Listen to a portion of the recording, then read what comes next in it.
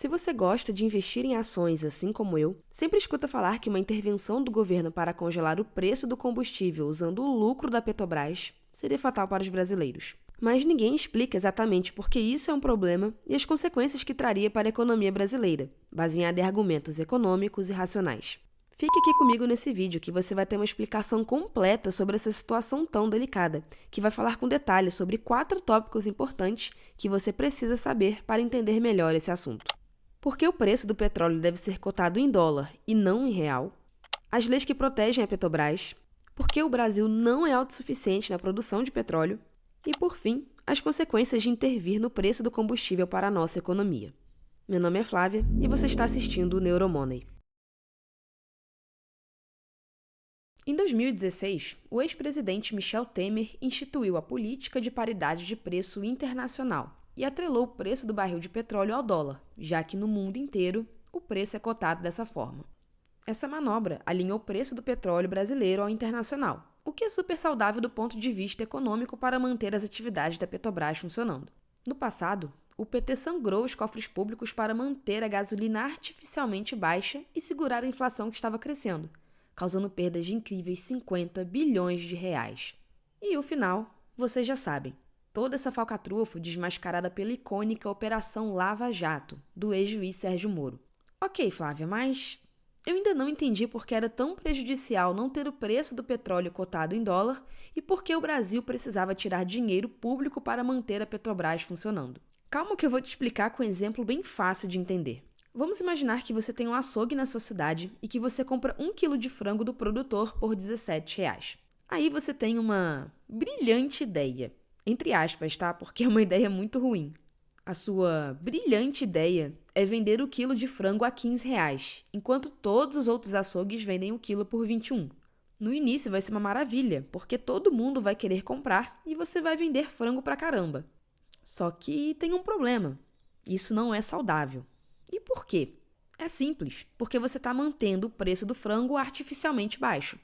Ora, se você compra do produtor por R$17 e vende a 15, automaticamente você está tendo que tirar R$2 do seu próprio bolso a cada quilo que você vende, certo? Essa promoção maluca que você inventou para o seu açougue não vai durar muito tempo, porque não dá para pagar R$2 do seu próprio bolso toda vez que você vende 1 quilo de frango, porque uma hora o seu dinheiro vai acabar. E quando o seu dinheiro acabar, o produtor não vai baixar o preço do frango só porque você é a única pessoa que está vendendo mais barato no mercado. Veja, ele tem muitos custos, impostos e funcionários que precisa pagar, então não dá para vender por menos de R$17. E o que vai acontecer com o seu açougue então? Ele vai quebrar, é óbvio. Era exatamente isso que estava acontecendo com a Petrobras no passado. O preço da gasolina estava artificialmente baixo, assim como o preço do frango no nosso exemplo. E agora, adivinha de onde saiu o dinheiro para custear esse preço baixo? Claro que do acionista majoritário, que é o governo federal, porque o próprio estatuto da Petrobras determina que a União deve pagar qualquer tipo de compensação financeira para cumprir sua função social de estatal. Só que a dívida pública brasileira foi ficando tão grande e insustentável que essa política de manter os preços baixos, felizmente, teve que parar. Com a chegada do ano eleitoral e o aumento do preço da gasolina no mundo inteiro, a Petrobras está diante do fantasma do passado de ter o preço da gasolina artificialmente baixo. Embora não exista nenhuma lei que assegure a política de paridade de preços, o governo precisaria fazer algumas manobras arriscadas e difíceis para alterá-lo. Vamos entender mais a fundo como a Petrobras e o Brasil podem se proteger disso e o que o governo federal precisaria fazer para mudar a política de paridade de preços. Além do estatuto social que mostramos anteriormente, a Petrobras está protegida por 2 leis, a Lei das SA e a Lei de Responsabilidade das Estatais. A Lei das SA vale para qualquer empresa que seja uma sociedade anônima e determina algumas obrigações para o seu funcionamento, como, por exemplo, proteção ao lucro e distribuição de dividendos aos sócios minoritários. Já a Lei das Estatais, que foi criada logo após a Operação Lava Jato, obriga que as empresas de economia mista sejam operadas obedecendo os critérios de governança corporativa, que é um documento com uma série de regulamentos que estabelece a forma como uma empresa é administrada e controlada. Por outro lado, a lei diz que a União pode fazer com que as estatais cumpram sua função social. É aí que está o problema. Será que a função social da Petrobras permitiria manter o preço do combustível artificialmente baixo, mesmo diante da lei das SAs e a lei das estatais? Precisamos lembrar que o Brasil já está com uma dívida interna gigantesca e controlar o preço da gasolina vai causar um rombo enorme nos cofres públicos, o que afundaria de vez o Brasil no médio e longo prazo. Um argumento muito usado por políticos é de que o Brasil é capaz de utilizar internamente o próprio petróleo que produz. Você pode estar se perguntando, então por que o petróleo está cotado em dólar? Mas será realmente que nós somos autossuficientes na produção de petróleo? E não, nós não somos, e vou explicar por quê. O Brasil produz 2,9 milhões de barris por dia e consome 2,5. Realmente, parece ser um número que indica que somos autossuficientes, mas o problema é que o nosso país não tem capacidade para refinar tudo o que produz, ou seja, transformar petróleo em gasolina. Então, basicamente, o que fazemos é exportar o petróleo bruto e importar o combustível de outros países, que têm mais tecnologia do que nós para refinar. Por isso, esse argumento de que somos autossuficientes não é verdade.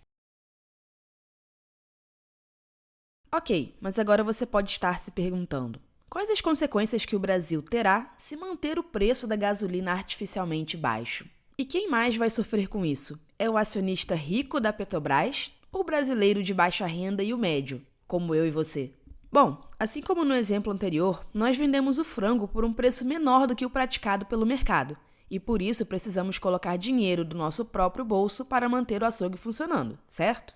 Pois bem, na Petrobras aconteceria exatamente a mesma coisa. O petróleo teria um preço muito menor do que o praticado no mercado internacional, e o governo teria que pagar para manter as operações da Petrobras funcionando. E de onde sai esse dinheiro? Ora, dos cofres públicos, que se alimentam da arrecadação dos impostos que nós pagamos.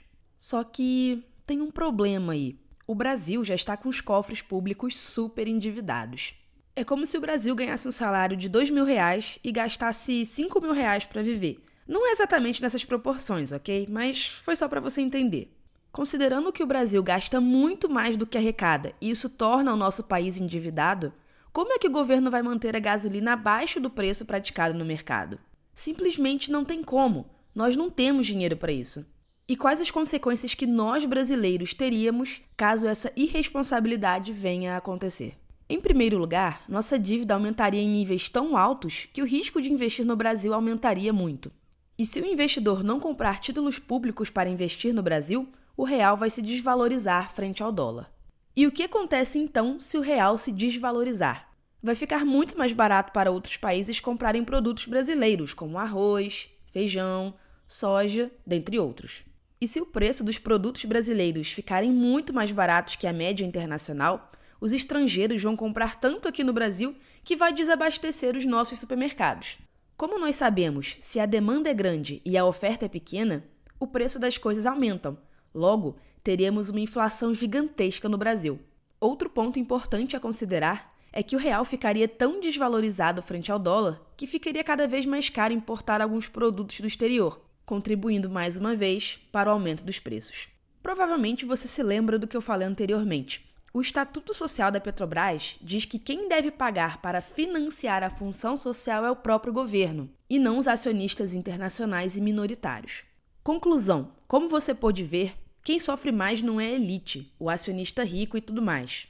Quem sofre mais é o povo brasileiro, especialmente os de classe baixa e média. Além disso, tem outro fator muito importante que devemos considerar. Se a Petrobras dá lucro e distribui parte disso através de dividendos para os acionistas, e o acionista majoritário é a União, ou seja, o governo federal, então os cofres públicos ficam cada vez mais gordos com os lucros da petroleira, fazendo a arrecadação do Estado ser maior, diminuindo o nível do endividamento do Brasil e, consequentemente, contribuir para valorizar o real frente ao dólar. Bom, é isso, pessoal. Se você gostou do conteúdo, se inscreva no canal para ver outros vídeos tão legais quanto esse, ok? Muito obrigada e até a próxima. Tchau!